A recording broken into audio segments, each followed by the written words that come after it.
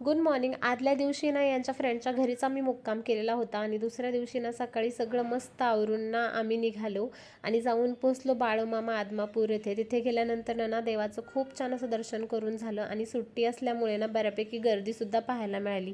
आता प्रथाला जेव्हा हे भंडारा लावत होते ना तेव्हा तिला असं वाटत होतं की हे माझ्या गालाला का भंडारा लावत आहेत म्हणून. तिचं एक्सप्रेशन ना तेव्हा असं काहीसं होतं. त्याच्यानंतर ना मस्त असा नाश्ता केला आणि भरपूर सारा प्रवास केल्यानंतर ना एका निसर्गरम्य ठिकाणी थांबलो आणि तिथलं वातावरण ना तुम्ही पाहताय इतकं सुंदर असं झालेलं होतं ना, म्हणजे खूप छान थंड हवा वगैरे अशी सुटलेली होती. म्हटलं चला आता आपण सुद्धा ना जरा फोटोशूट वगैरे करून घेऊयात. मग काय मस्त फोटोशूट वगैरे केलं आणि हा छोटासा जो धबधबा होता ना त्याने ना वातावरणाला चार चांद लावून दिलेले होते.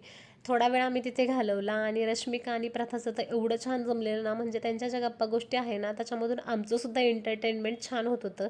जाते ना एवढं भयानक जंगल होतं ना, म्हणजे इकडे ना रात्रीचा प्रवास करणं खूपच रिस्की होतं आणि पुढे गेल्यानंतर ना पूर्ण जो रस्ता होता ना तो धुक्याने वेढलेला होता. आजूबाजूचं काहीही दिसत नव्हतं आणि पाऊस आहे ना कंटिन्यू चालू होता. म्हणून पुन्हा एकदा आम्ही ना ब्रेक घेतला, जिथे ना सगळे पर्यटक थांबलेले होते आणि इथलं जे वातावरण आणि क्लायमेट होतं ना ते अगदी मन वेढून घेणारं होतं.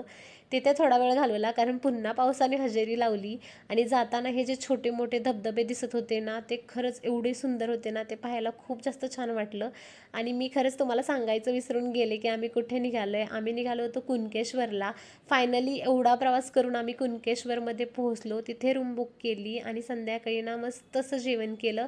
तुम्हाला आजचा व्लॉग आवडला असेल ना तर नक्की लाईक करा आणि सबस्क्राईब करा. आपण भेटूयात नेक्स्ट व्हिडिओमध्ये. तोपर्यंत बाय बाय.